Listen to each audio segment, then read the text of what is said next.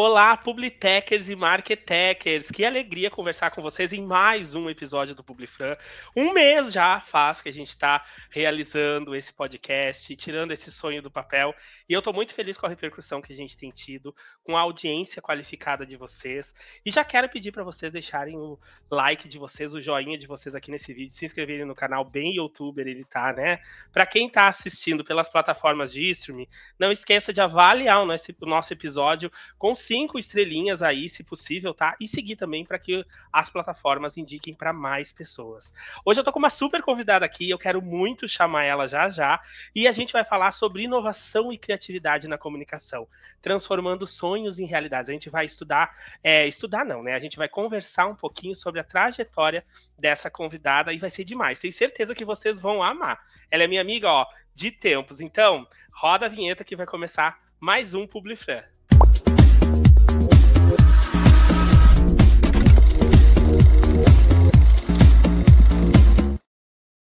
Como eu falei para vocês, hoje eu vou conversar com uma super amiga minha e eu tenho o prazer de chamar ela aqui, que é ela que é empreendedora e comunicadora nata.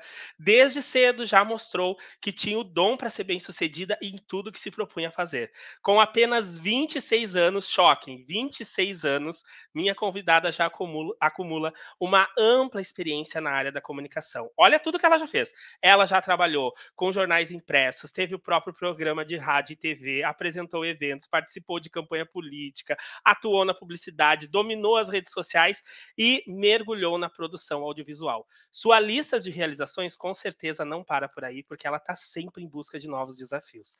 Hoje eu tenho o prazer de conversar com essa jovem pelotense que encontrou sua verdadeira vocação na comunicação e serve como exemplo para jovens da nossa geração. Bem-vinda, Débora Antuarte! Uhul! Obrigada. Eu vou fazer um corte desse texto para botar no meu portfólio. Ouça a versão em áudio. Aí vai o link para a pessoa. Porque aí a gente lê todo comigo. A Muito Débora é minha obrigada. amiga de infância. Ó, a gente fez Nossa, altos gente, rolês de desde que tu adolescência. estava na 8ª série e eu Nossa, achava que tu sim. ia pro internato e eu te mandei uma carta. A carta de Deixa abaixo. despedida. O Nossa, conteúdo dessa carta. deixa abaixo, deixa abaixo. Deixa abaixo o O... conteúdo dessa carta. Mas a Débora é incrível, vocês vão. Quem não conhece a Débora ainda vai se apaixonar por ela hoje aqui nesse episódio, eu tenho certeza. E Débora, conta um pouquinho da tua trajetória, como que anda a tua vida, o que tu anda fazendo. Então, né, sempre uma pegada, sempre uma mala na mão, uma estrada pela frente. Mas, enfim, falando de trajetória, né, eu acho que lá quando a gente se conheceu, querendo ou não, de uma forma profissional ou não, a gente já trabalhava com comunicação, né? Quer dizer, a gente não recebia pix, a gente recebia a gratidão de Jesus. Mas, então foi uma coisa muito natural, assim, esse encontro dentro da comunicação, né? Assim como tu também sempre teve projetos, desde projetos que a gente inventava ali numa madrugada e Sim. fazia, enfim. Então foi uma trajetória muito natural e eu sou apaixonada por comunicação. Então, tudo que tiver a ver com comunicação, eu topo fazer e vou aprendendo e vou criando experiência. Isso me possibilitou migrar para diversos formatos, desde as coisas mais antigas lá, né, como faziam os povos incas e maias, né, que é redação, jornal, essas coisas, rádio, televisão, e aí a gente entra com a comunicação dentro da assessoria política, e depois comunicação para publicidade, comunicação de marcas, né, empresariais, enfim. Eu gosto da comunicação em si, eu gosto muito dessa troca, e gostar dessa troca me fez conseguir transitar aí nos diferentes meios. A Débora falou tudo, a gente é gratidão de Jesus antes, a gente sempre trabalhou nessa área, a gente sempre amou muito, né, Débora? A gente fazia aulas, Sim, faltou um pouco assim, vamos meter um shade aqui, faltou um pouco de reconhecimento também, mas a gente sempre faltou, pode faltou, falar. mas também a gente estava no contexto que nem a gente estava enxergando, né? O que a gente fazia Exatamente. era trabalho que gerava visualização, que gerava vendas, né? De CD, de seguidor, de tudo. Então, era uma coisa muito, muito genuína da nossa parte. Não dá para dizer que a gente não leva nada, né? A gente levou aí Sim. um baita currículo, um baita aprendizado, mas se tivesse investido, né?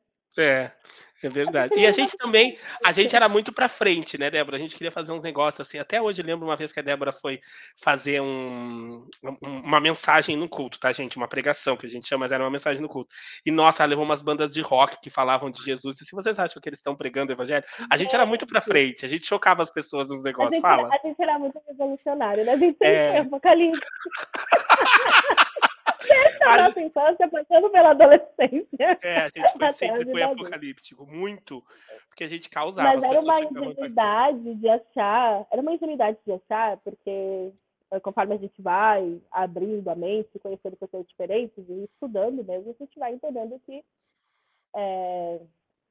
as coisas são muito mais amplas e muito mais abrangentes. E aí, na tentativa, né, de fazer uma revolução revolucionária, a gente pensou É. compartilhar, né, esses novos conhecimentos, essa nova visão ali sobre mensagem sobre Destina, e foi caótico. Mas aqui estamos, com muito sucesso hoje em dia, né? E Débora, me conta, como que tu descobriu essa tua paixão? A gente já falou muito sobre a comunicação, mas como que tu descobriu que esse é o caminho que eu vou seguir? Com qual idade? Como foi que te deu o estado de ser, eu vou seguir isso aqui? Então, eu gostava muito, muito, muito, muito. Sempre gostei muito. Sempre fiz de vida parecida.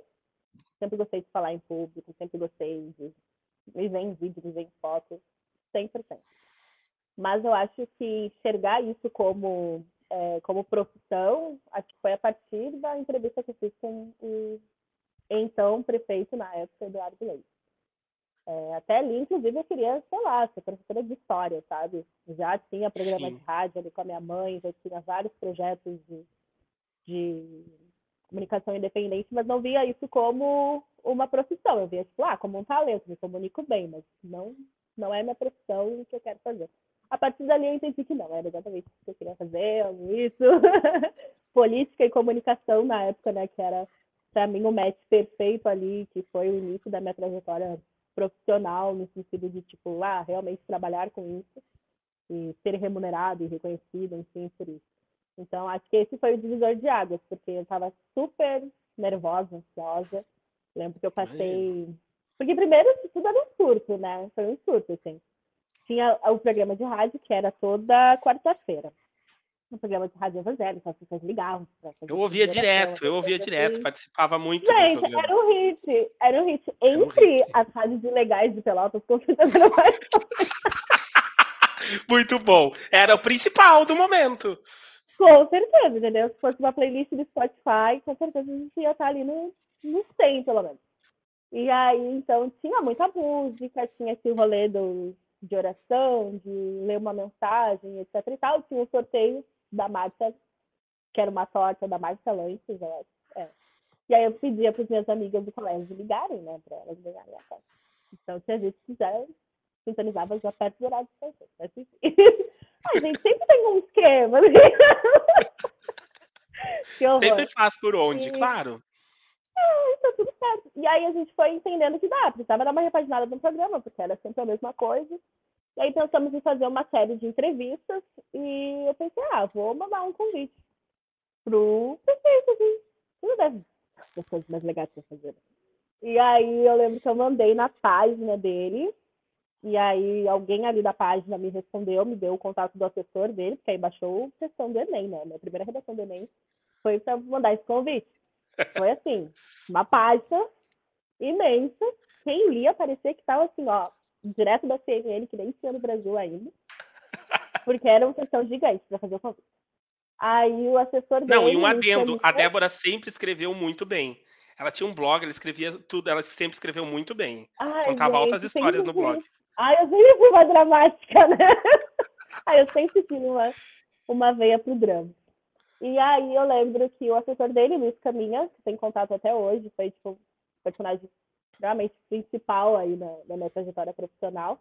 Ele me mandou uma mensagem falando: Débora, tanto eu quanto o prefeito estamos de férias até dia 18, por favor, me retorne esse e-mail no dia 18. Dia 17, às 23h59, eu mandei o e-mail de novo.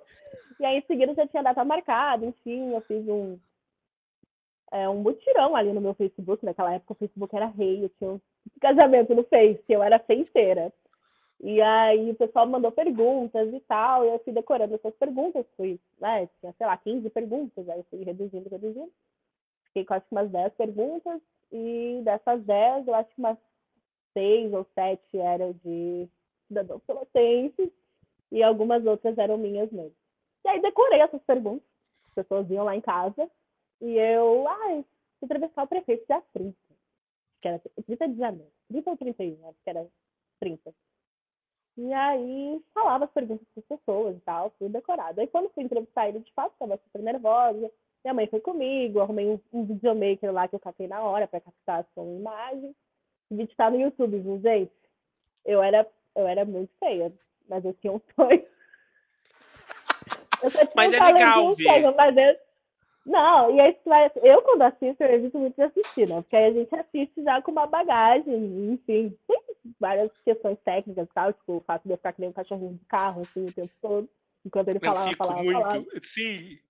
Assim. Mas, enfim, foi uma experiência muito legal, muito legal. Ele foi, assim, um anjo do céu, me tratou super bem, me elogiou pra caramba. Que eu quero ter a memória que a Débora tem, não sei o que, tá tudo no vídeo, gente. Depois quando eu coloco um pouco mais, eu vou lá reassistir os elogio do Gosto. Que horror. Mas foi uma experiência incrível e ali eu entendi que, tipo, não, eu quero fazer isso pra sempre, entendeu? Eu quero, naquele sonho, né, do jornalismo raiz, eu quero conectar o cidadão com os anseios e as demandas e levar a informação de interesse público, etc. E tal. Então foi ali que eu decidi que eu queria fazer isso.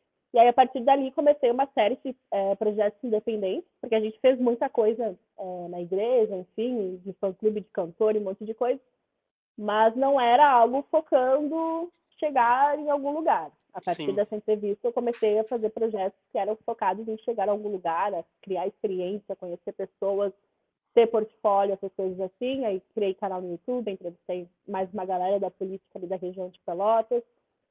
Depois desse projeto, que era muito caro de manter no audiovisual, porque eu pegar no YouTube com uma estrutura de TV, né? Sai uma câmera e uma ideia, não dá para ver. Sim. E aí a gente transforma isso num jornal impresso, que teve algumas edições, acho que 3 edições, super divertido de fazer também. Sofri pra caramba para editar um jornal no Fotscape. Eu tenho um amigo meu que foi meu chefe, o Matheus, que ele sempre fala, mano, tu sempre querendo editar as coisas de lote num programa clandestino, né? Era isso. E eu chegava lá na gráfica para imprimir, a mulher marcava o formato errado, no tamanho errado, e eu, mas não, eu medi, sei lá, com uma régua, não sei que estava certo. Aí teve um dia que ela falou assim, vou imprimir um só para te ver como não vai ficar legal a gravação. Cara, o imprimir ficou perfeito, entendeu? Então, às vezes, Fotscape pode editar um jornal, e naquela época editou. E aí, depois disso, a gente vai para uma TV comunitária, né? A TVC, eu acho que era o nome. Fundão azul, assim e tal. E fizemos umas 10 edições, mais ou menos, de programa em TV aberta. Não é aberta, TV local, mas era só TV para quem local, é. era assinante.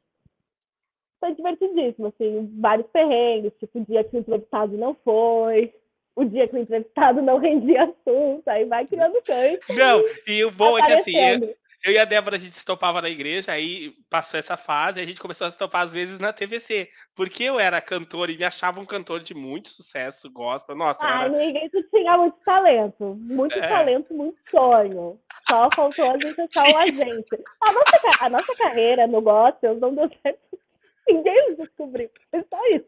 Tinha tudo, né, velho? mas a gente tinha tudo, entendeu? E aí eu ia pra cantar no programa da Tati Kikef, eu lembro. E era depois, eu Sim. acho, às vezes, do programa da Débora. E aí eu ia pra cantar no programa da Tati e a gente se encontrava. Nossa, era um Gente, caos. foi uma fase em Pelotas que tava todo mundo. A A gente era, TVC se vendeu de tivesse, uma se forma. tivesse um reality show, tipo uma fazenda assim, de Pelotas, com certeza a gente era confirmadíssimo. Porque a gente já era estrela da Exatamente. cidade, a gente era super conhecido. Aí eu lembro que uma vez uma senhora me reconheceu no ônibus. Nossa, aquele dia assim, ó. Eu não queria nem pagar a passagem. Aí eu só queria perguntar a passagem. Mas, não sei o quê.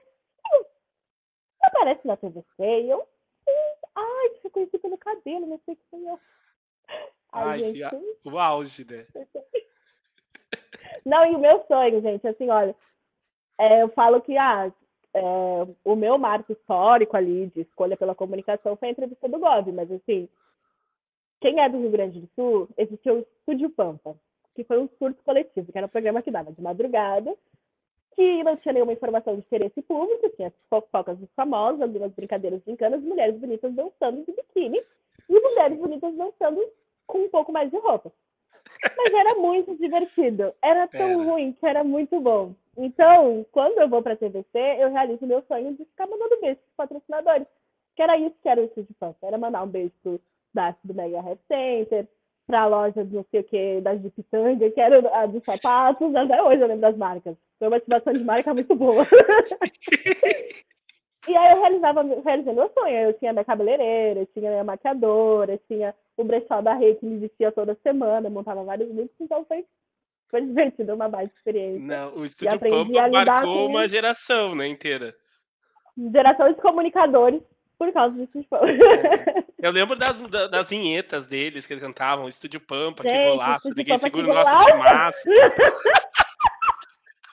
Ai, E maravilhoso, o gente. barulho do Patrimônio salto das dançarinas, histórico. era tac, tac, Tá, tac, tac, tá, tac, tá. tac, ficava no fundo, né? Eu disse, gente, maravilhoso.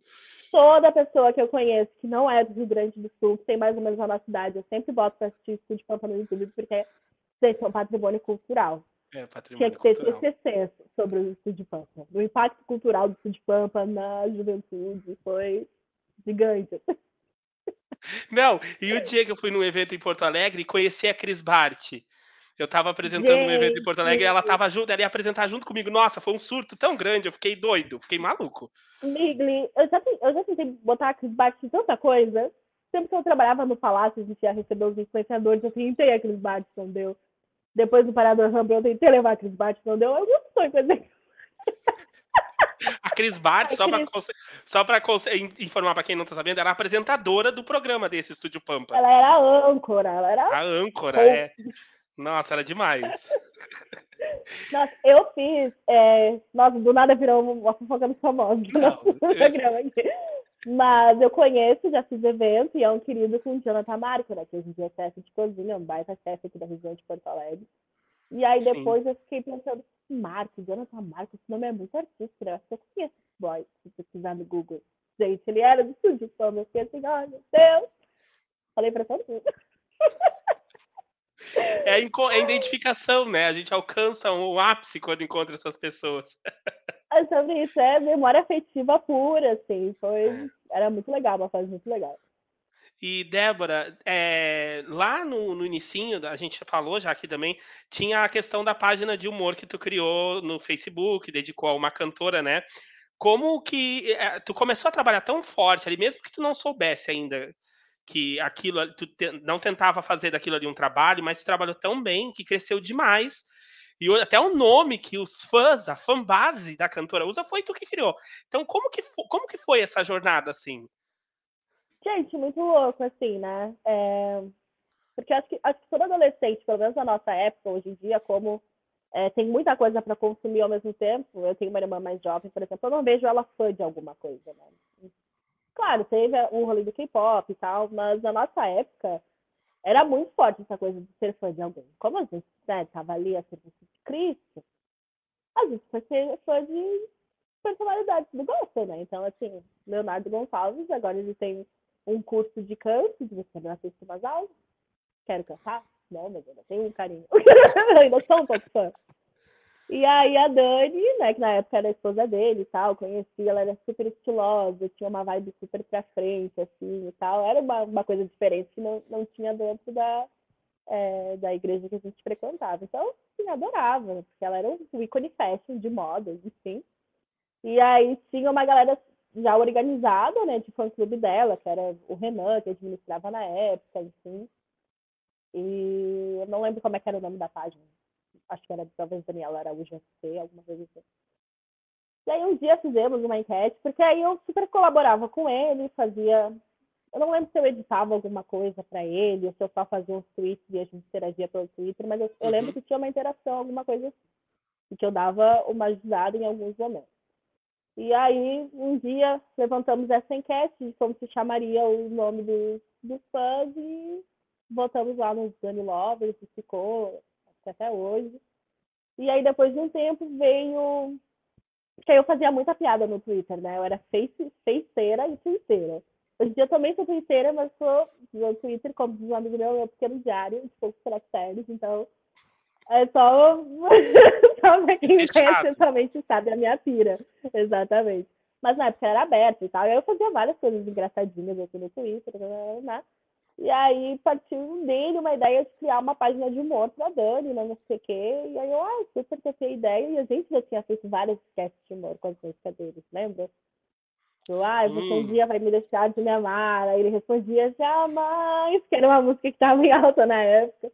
E aí foi isso, foi um estouro, e tinha 1000 posts por dia, postava pra caramba, muito debochada, assistia vídeo, fazia corte. Ela era muito engraçada também, então isso, né, rendia. E o marido dela na época era tipo super sério, super, então ficava uma coisa engraçada, né? A desproporção ficava engraçadinha. E aí foi um sucesso, vários hits. Eu não sei dizer quanto tempo a gente ficou no ar movimentando, mas eu acredito que uns 2 anos, eu acho. E aí depois foi caindo a frequência, fui fazendo outras coisas da vida, né? Fui correr atrás do pão nosso cada dia. E aí depois a página morreu, mas foi um hit, assim. As pessoas... E tinha várias tretas, porque tinha gente que baixava as fotos da página e postava e não dava crédito, e eu tava sempre lá lutando pelos direitos, dos direitos autorais do Brasil. Foi assim que lá naquela época, em 2013, eu criei a PEC dos direitos autorais.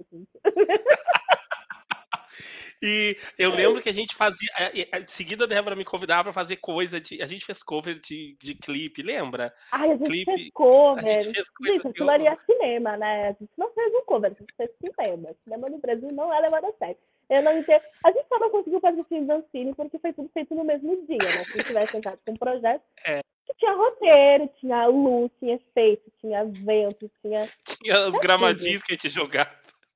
Porque a gente foi gravar numa janela e ela falava de gramados, e eu disse, não tem como a gente sair daqui e filmar na grama, a grama tá escura. Catamos umas gramas e jogar. É, Gente, o nossa. deboche era absurdo, assim, as pessoas choravam de rir, foi um grande hit. Aí depois de um tempo eu pedi para os desculpas, Não, pra gente arquivar tirar o do ar. vídeo, É, por causa do porque correio. botavam no nome, no era a primeira coisa que aparecia. Era muito bonitinho, mas quem chega de surpresa não entende. E a gente Não, e se as fazia pessoas vão live, lembra? pesquisar, né? Aí quando a Débora falou, foi até uma coisa que me ligou pra mim também. Eu disse, gente, claro, maior queimação de filme não. Era bonita, era legal. Foi um momento Mas era nosso. Mas engraçado, passou, né? foi, né? E a gente fazia live, a gente fez um especial de Natal, um especial de Ano Novo Não, também, a foi gente bacana. inventou live no Brasil, dá licença, que a gente que trouxe essa técnica. Não tinha, Gente, gente, não não tinha, existia, a gente não tinha em fazia, rede social nenhuma live. A não gente era nem usava um negócio cristã, fora do Brasil, sei completamente lá, clandestino, pra só conseguir falar. dados E tinha arrombados pra audiência, sempre. meu. Tinha uma puta audiência. Gente, e aí, porque a gente faz, eu acho que nesse aplicativo, não, tinha aplicativo, né? Porque não existia nem smartphone direito. Nesse site lá que a gente fazia, eu acho que não tinha como interagir. Então as pessoas interagiam pelo Twitter. A gente É. fez um quiz que as pessoas assistiam na tela e interagiam pelo Twitter. Um surto Aí a total, gente mas via foi, as foi pessoas usando a divertido. hashtag, a gente pedia as pessoas a usar. Nossa, um caos. Gente, Um- quando ela lançava clipe, que aí tinha aquele mutirão, acho que até hoje tem isso, né? Mutirão de ficar comentando para entrar nos assuntos mais falados do Brasil. Sim, Uma loucura. Foi uma fase muito divertida, muito saudável, acho foi. que, né? Não poderia ter sido mais saudável, porque estava ali enlouquecida, mas era um enlouquecimento bom, né? Não, e acabou que a gente Era aprendeu legal. muita coisa. A gente foi tendo noção de umas coisas Sim, que futuramente a gente iria usar sem saber, né? Ali naquela hora não era o foco. Ah, um trabalho na faculdade, uma coisa. Ah, já sei fazer, já consigo não saber 100%, mas ter sim. uma noção por causa desses trabalhos, né? Que a gente fazia. Mas Foi foi uma época muito bacana muita mesmo. edição de foto, muita edição de vídeo, braçal, assim, usando o programa mais liberado e coisado que existia. Então, quando a gente consegue se virar com poucas ferramentas, quando a gente tem um pouco mais de ferramentas, a gente consegue ir mais tranquilo, né? Então, mas foi uma fase muito divertida, assim, foi bem divertida. E até agora, Débora, qual foi o momento mais marcante da tua carreira? E que te influenciou a fazer algumas coisas, sei lá, pensar no futuro. Esse momento foi. Já falou aí do Eduardo Leite, a entrevista com ele, mas qual foi o momento mais impactante, assim, na tua carreira até hoje? Ai, foram alguns, assim. foram alguns, assim, tanto de bom quanto de ruim. Mas no ruim a gente também aprende muito, assim, né? Claro. Mas teve momentos que foram muito importantes, assim. Teve uma entrevista que eu estava muito tranquila, muito de boa, fui entrevistada a ele de Santos. Tá? E eu estava muito tranquila, a gente estava fazendo uma série de entrevistas, isso já no Palácio Piratini, no projeto do Centenário e tal. Né? Juntou toda uma galera que era do... A gente montou um setor de comunicação onde todo mundo gostava muito de cinema, eu já tinha trabalhado com isso. Resultado, a gente não conseguia fazer um card, né? A gente só pensava em documentário, em série de 6 Sim. episódios, videoclipe, fumaça, luzes, era só isso. A gente não conseguia pensar em card. Que card? Não tinha card, por exemplo. E aí a gente fez uma série de entrevistas de algumas mulheres negras gaúchas, né? Que foram impactantes, enfim. Era um projeto que era para ser uma exposição fotográfica, né, pensada por duas curadoras que são especialistas em arte aqui no Rio Grande do Sul. E aí, a partir do tipo, a gente tem que falar com essas mulheres para fotografá-las, né? A gente colheu o depoimento e depois entendeu que dava para fazer um super documentário, super material. E aí, esse trabalho, ele resgatava, eram 4, não lembro agora, acho que eram 8 mulheres que já tinham morrido, enfim, e 8 mulheres que estavam vivas, e dessas 8 a gente fez essa entrevista. Já estava super de boa para entrevistar eles, então. Mas do nada, me desafiei a chorar no meio da entrevista, porque, sei lá, e não era por causa do assunto, entende? E aí tu tem a lembrança de ver Sim. ela na TV e tal, enquanto uma menina negra e tal, que naquela época não tinha grandes referências, né, na infância. Foi muito marcante, assim. Aí eu lembro que eu dei uma desesperadinha, que eu não conseguia falar, eu queria continuar falando, mas eu não conseguia, que eu tava suspirando. Mas foi um momento muito marcante que eu entendi do tipo que a gente tem esse resgate de é comunicação, é meu trabalho, mas com isso eu de alguma forma consigo sentir que estou contribuindo para um mundo melhor 1,00%, entendeu? Sim. Então foi um momento super marcante. E aí depois momentos marcantes de coisas muito grandes, assim, tipo, de fazer eventos grandes, tipo pro Câmara dos Deputados, da Ministério do Trabalho, essas coisas assim. Gente, na jornada da aprovação da nova lei trabalhista, eu tava lá. Não posso dizer nada, né? Mas enfim, foram eventos muito legais e alguns momentos marcantes cômicos, assim, na época de mestre de cerimônias, errar sobrenome das pessoas. Ou então ficar segurando ali o ao vivo, porque quem tem que falar ainda não chegou, aí fica dando uma enroladinha.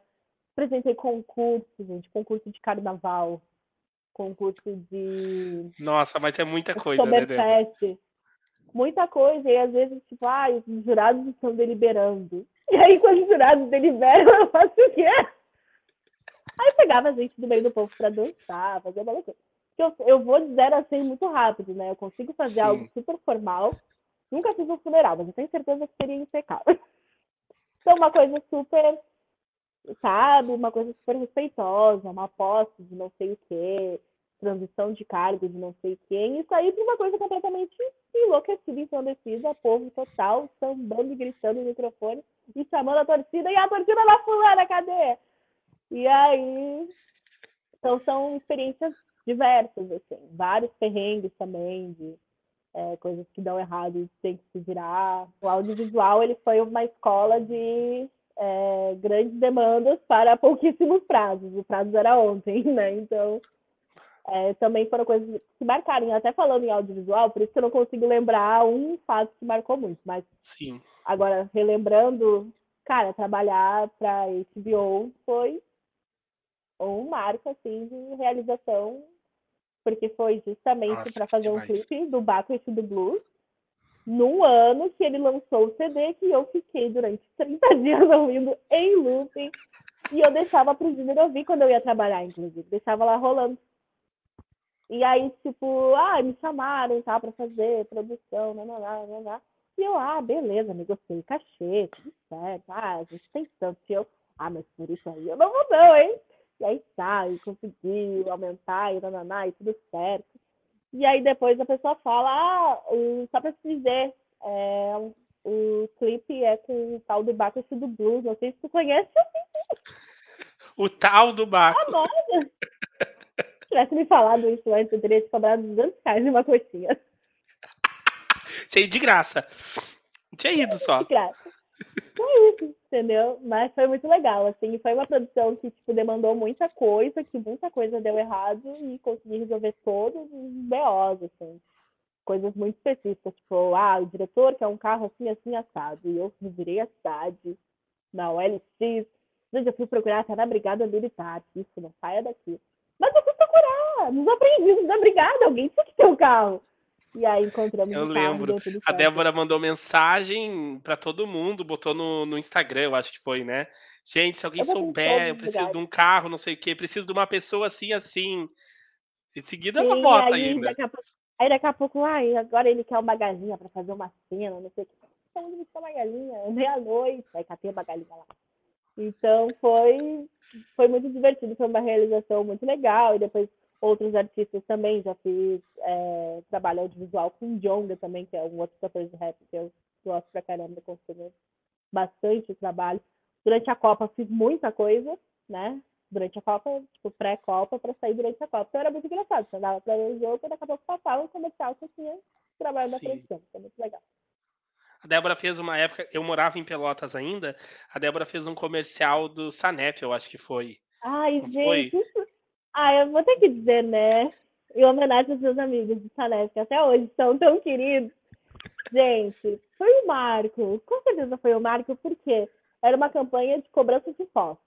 People da Isso, Salete exatamente. colabora para que Pelotas continue avançando, assim, eu tenho até hoje. E aí, então era muita inserção. Muita, muita, muita inserção na TV.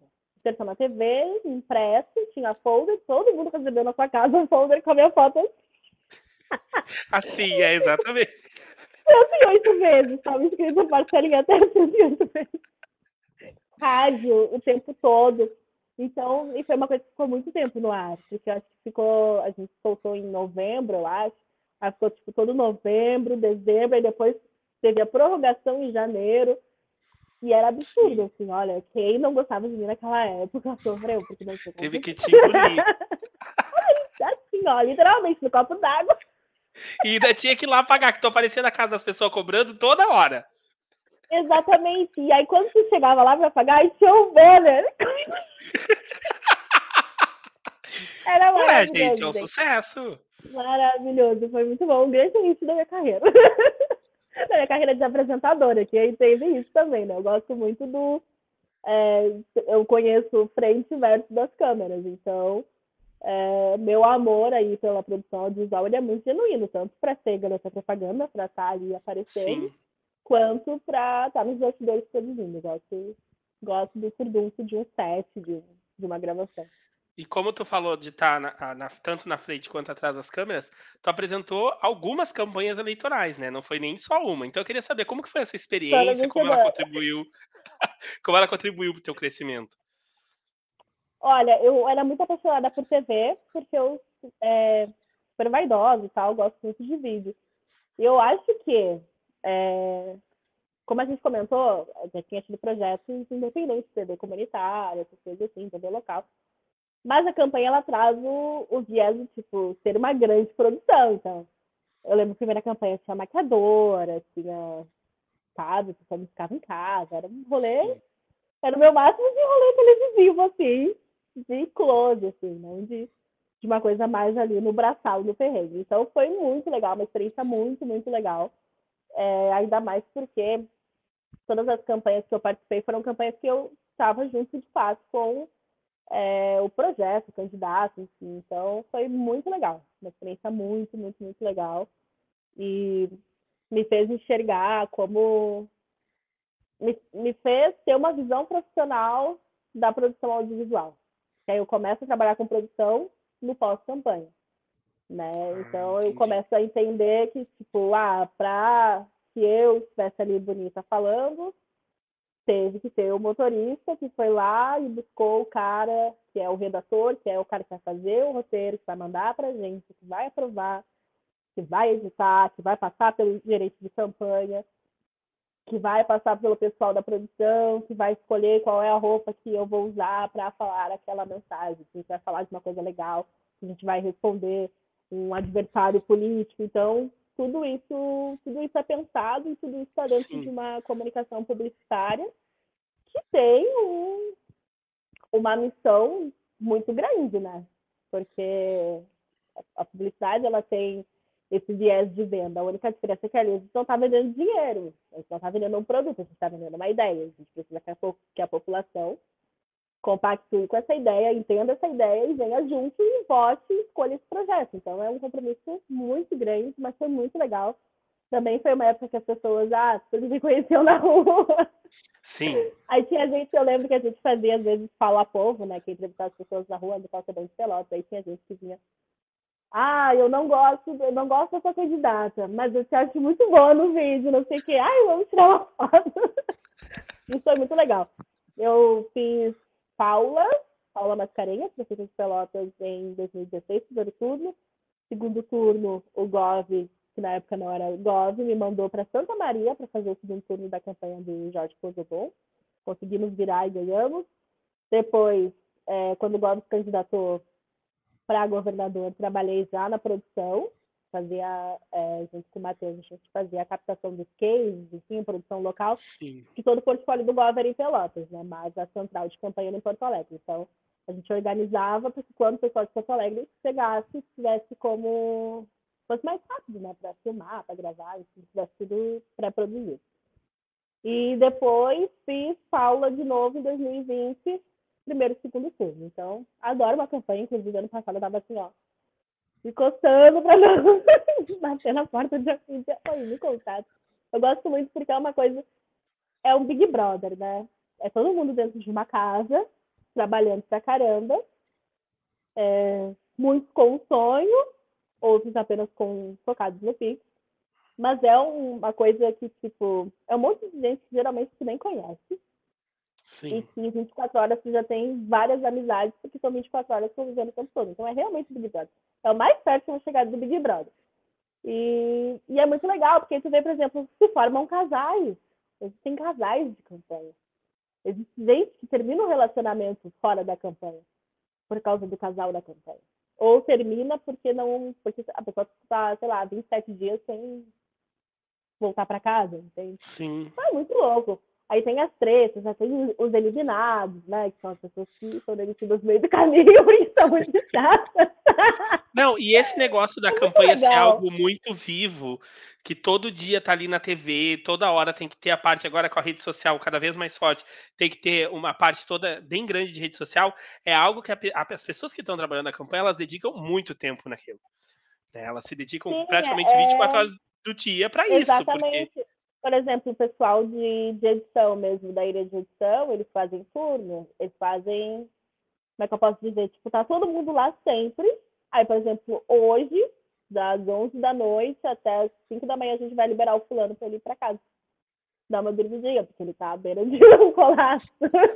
E o resto continua, gente. Amanhã a gente sorteia outro. Então amanhã é muito sorteia louco, é, assim. Mas é uma loucura que tu sabe que vai acabar, tem prazo pra acabar. Então... E aí depois que acaba, tu fica meio perdido, assim. Essa sim, última campanha de 2020, eu também trabalhei na produção e também assinava junto com isso alguns conteúdos de rádio.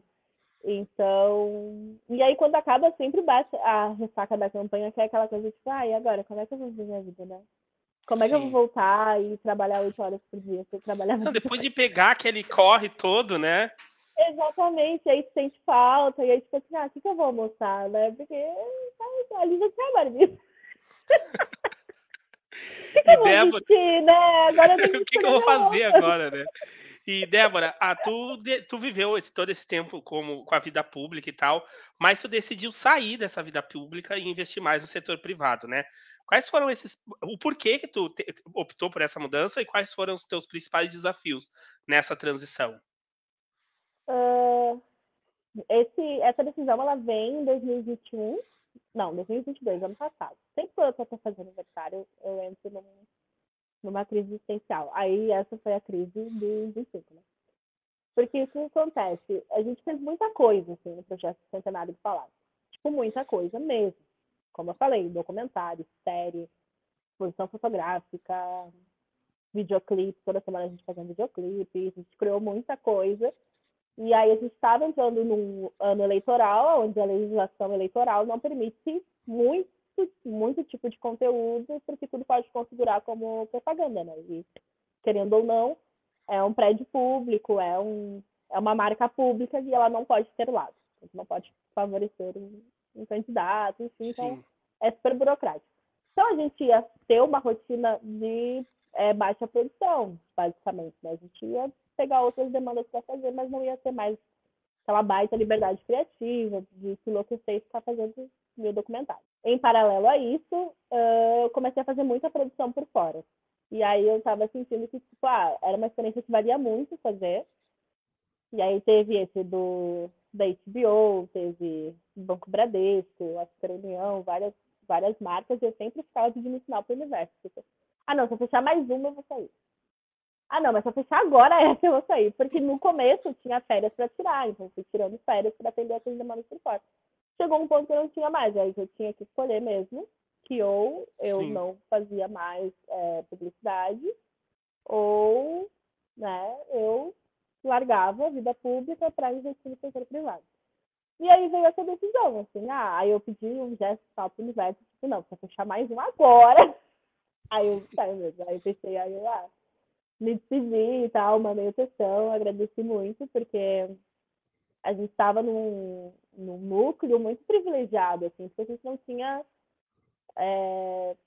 Nunca houve exigência de filiação partidária, por exemplo, assim, então a gente tinha a nossa função técnica e exercia a nossa função técnica. Lá, somos da comunicação, fazemos comunicação. Isso era muito legal, assim. E a equipe também, uma equipe de uma galera muito amiga, assim, né? Que era basicamente a minha rede de apoio que eu tinha em Porto Alegre. Mas foi Sim. uma decisão importante e que os frutos vieram. Fiz alguns outros projetos de publicidade, depois fechei para fazer assessoria de comunicação de uma marca. E, enfim, foi uma decisão difícil, mas muito importante. Essas decisões normalmente elas são difíceis, porque impactam muito, né. A gente Sim, que é empreendedor e trabalha por conta, vamos dizer assim, impacta muito na nossa vida uma decisão da gente sair de algo que vai ser mais seguro, podemos dizer assim, para algo que a gente vai sim, investir e correr atrás de clientes separados, né. sim.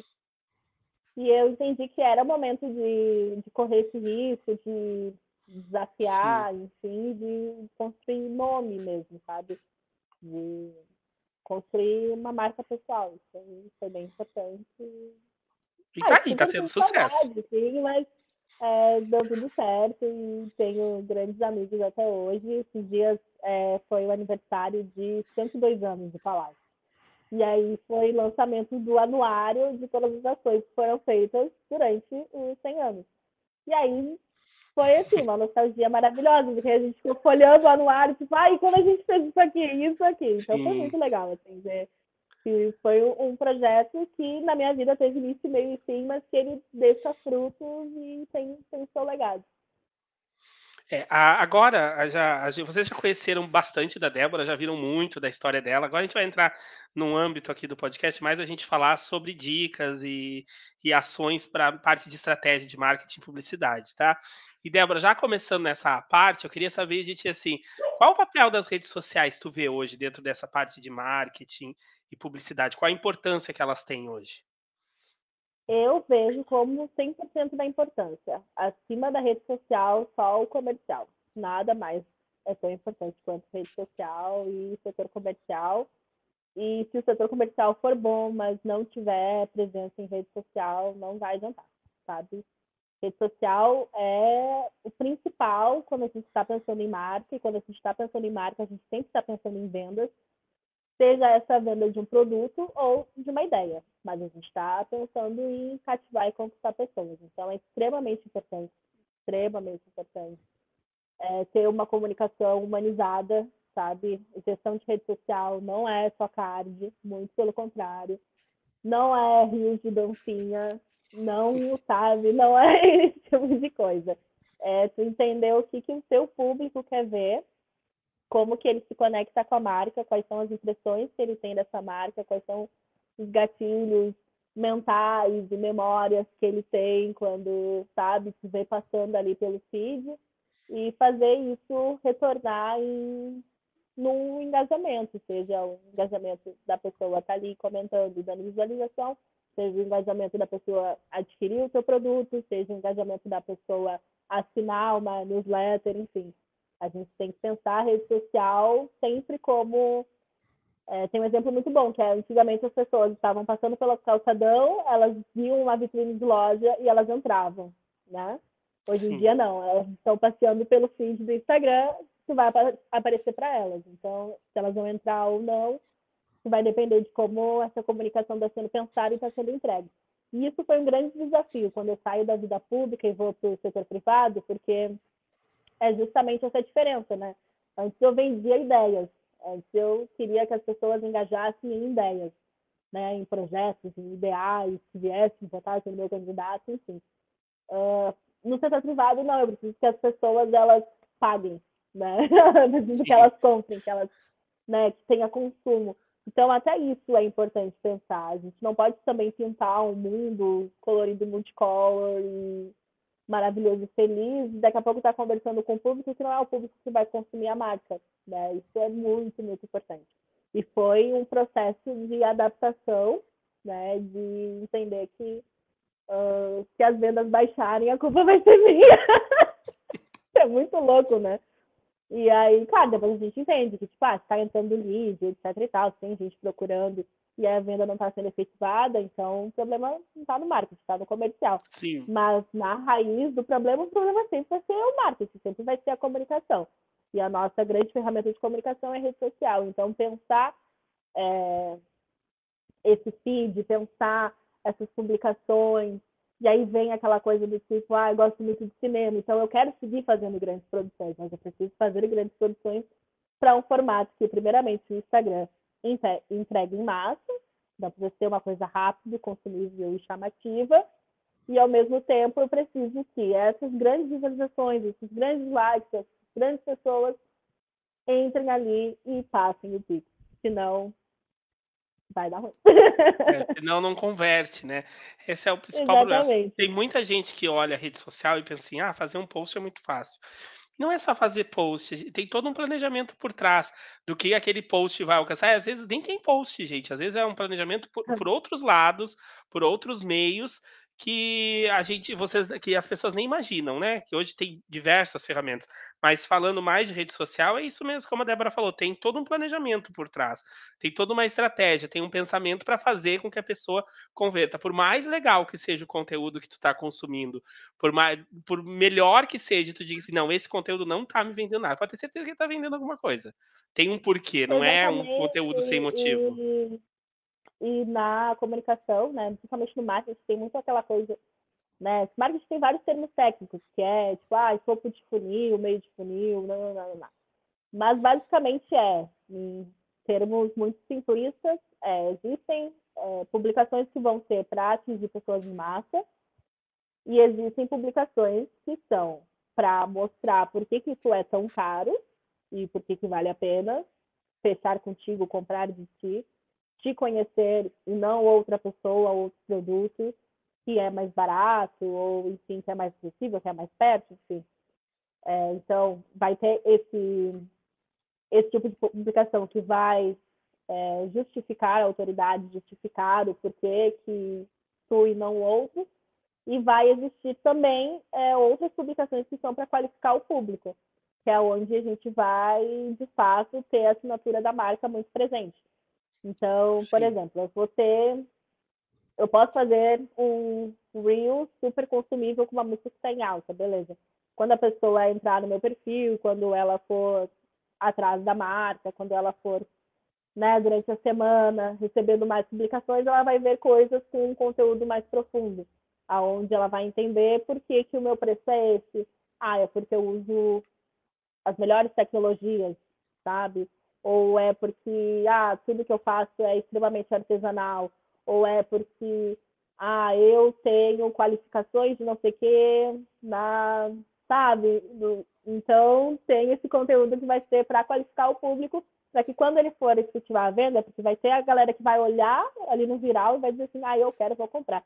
E tem a galera que veio com esse vídeo, mas que ela vai consumir depois de um tempo, que ela vai deixar ali nos salvos, que aí ela vai entendendo, ela vai pedir um orçamento, vai achar caro, mas aí daqui a pouco ela vai ver um vídeo que vai mostrar o tamanho da estrutura, o tamanho da qualificação, ou o tamanho do trabalho artesanal que se tem para entregar esse produto. E aí ela vai começar a entender e aí a gente vai converter essa venda depois na sessão. Sim.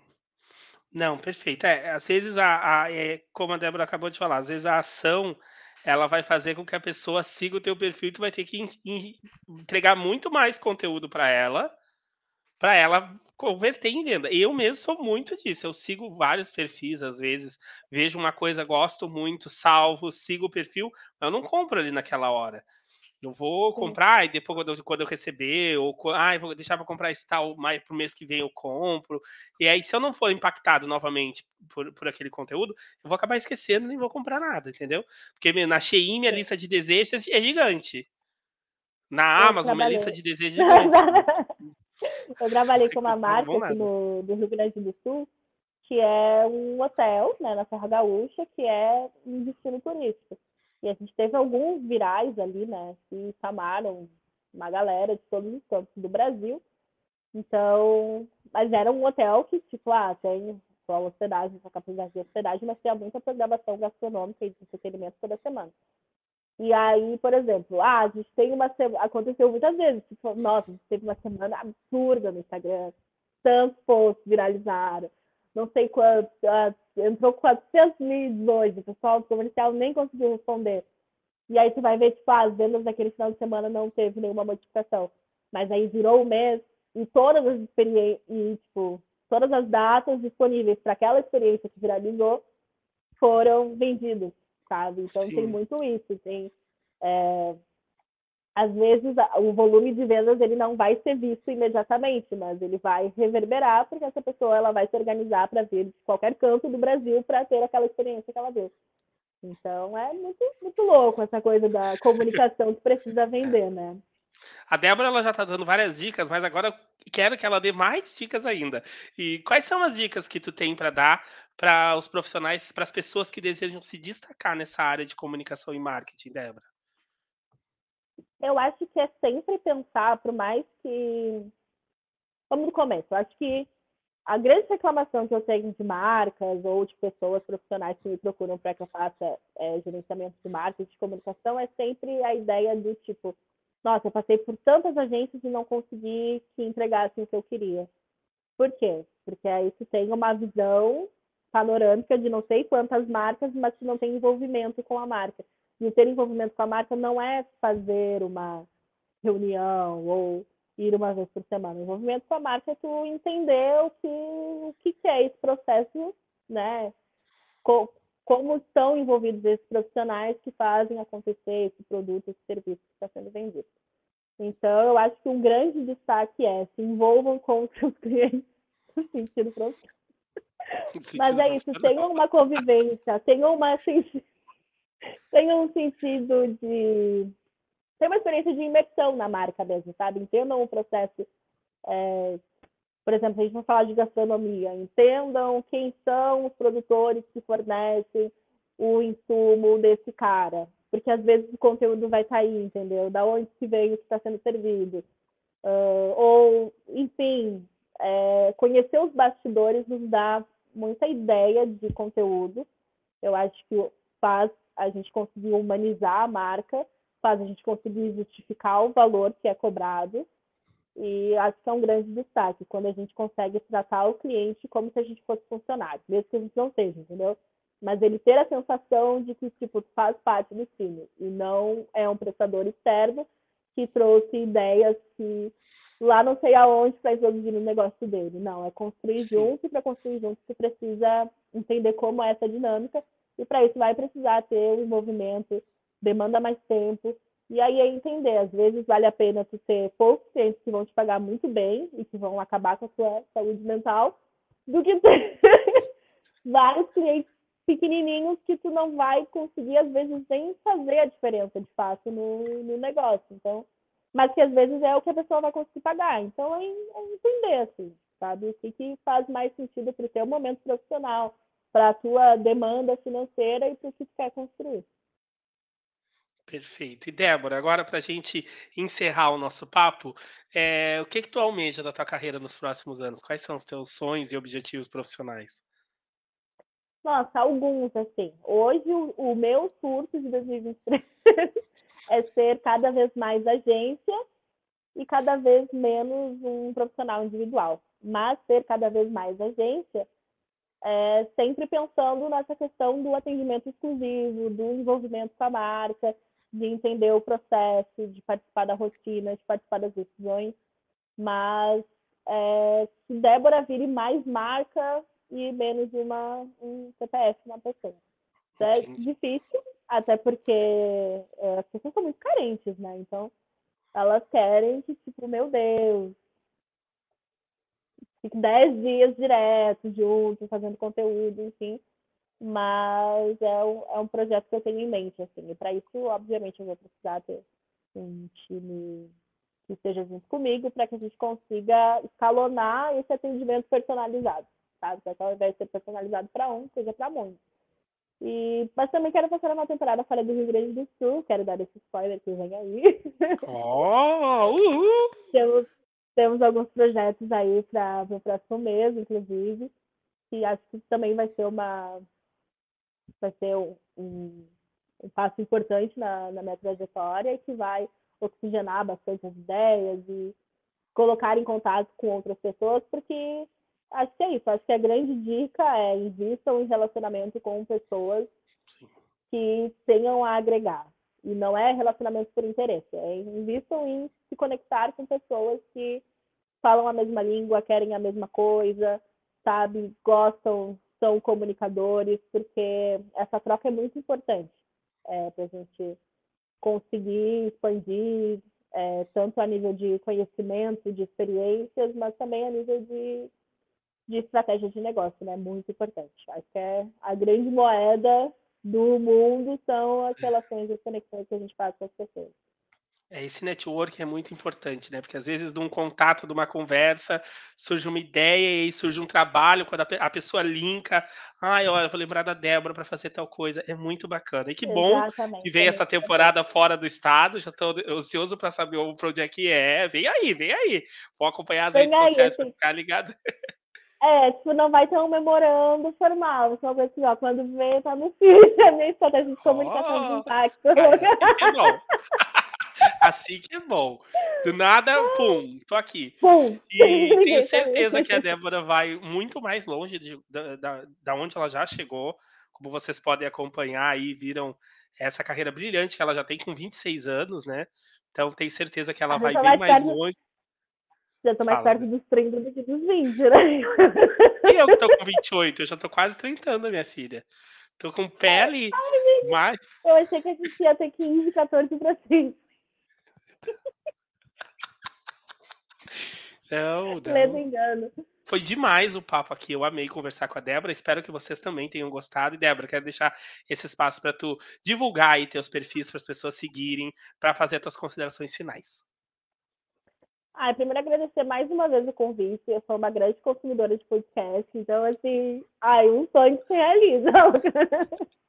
Muito obrigada pelo convite, foi uma conversa ótima, a gente relembrar aí os velhos tempos e também conseguir colaborar para a galera que está aí nessa selva que é o mundo da comunicação, que cada dia surge uma nova agência, uma nova ideia, um novo coach, um novo influenciador, e a gente tem que, né, ir se atualizando e entendendo o que a gente consegue aplicar e o que é só um ciclo coletivo mesmo.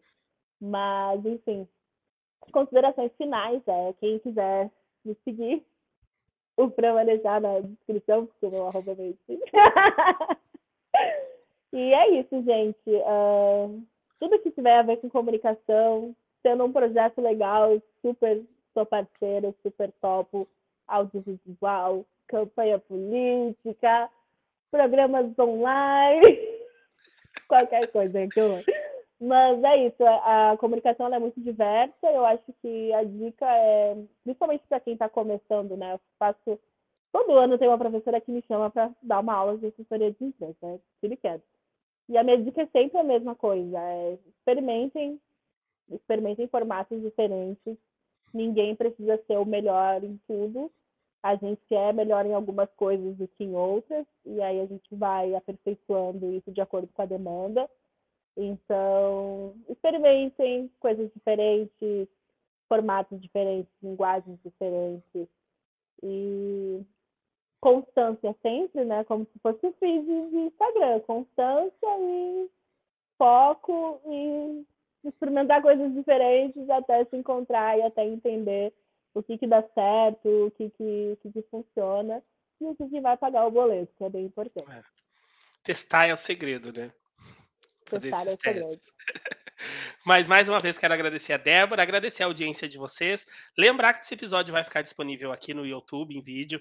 Para quem está nos ouvindo, os episódios estão todos disponíveis aí nas plataformas de streaming. Semana que vem a gente está de volta com mais convidados especiais. E quero deixar aqui mais uma vez um agradecimento especial para minha agência, já que a gente falou tanto de agência aqui, a Evolute Digital, que me ajuda na produção desse podcast. Um abraço e até semana que vem. Tchau, tchau. Tchau, gente!